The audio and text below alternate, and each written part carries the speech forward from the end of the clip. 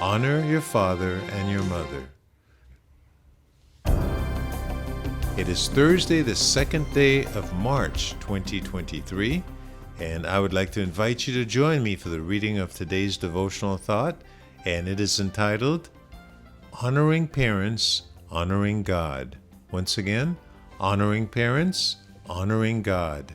And the verse today, Exodus chapter 20, verse 12, which simply says, Honor your father and your mother. That's Exodus chapter 20, verse 12. In the book Truth for Life, 365 Daily Devotions, the second edition by Alistair Begg, he writes, The fifth commandment is simultaneously a simple instruction and indispensable element of the well-being of entire societies. When the Lord gives the command, honor your father and mother, He is laying down the blueprint of maintaining the stability of family, communities, and nations. What does it mean to honor your parents? The word honor carries the notion of weight and heaviness. Children ought to feel the weight of respect for their parents. Parents are owed such regard because God has placed them in our lives in their roles, and the stewardship of such a role is worth its weight in honor. While children are in view here, the Bible also has much to say about parenting that honors God. Ephesians chapter 6, verse 4, and Colossians chapter 3, verse 21. How does a child display this honor? In several ways. For one, a child ought to show practical respect to his or her parents. This may be as simple as speaking well of our parents, showing them courtesy, looking them in the eye, and addressing them with a due sense of deference. Second, it involves genuine love. There should be heartfelt expressions of affection between parents and their children. Third, unless it would involve disobeying God, a child ought to obey what his or her mother and dad says. This expectation is found all over Proverbs. For example, hear, my son, your father's instructions, and forsake not your mother's teaching. Proverbs chapter 1, verse 8. Fourth, a child should submit to their parents' discipline.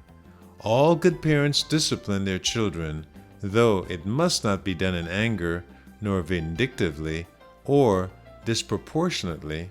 The child ought to trust that such discipline is for their good, in Hebrews chapter 12, verse 5 through 11. In ancient Israel, respect for parents were valued so highly that those who disregarded it regularly or persistently faced a death penalty. Deuteronomy chapter 21, verses 18 through 21. Why such a significant consequence? Because the home provides a vital training ground, the success of which affects how the child will relate to authority of all kinds. We never outrun authority in our lives. There are political authorities we are called to obey in Romans chapter 12, verses 1 through 7. Spiritual authorities we are to respect in Hebrews chapter 13, verses 17, 1 Thessalonians chapter 5, verse 12. And those of advanced years we are commanded to honor, Leviticus chapter 19, verse 32.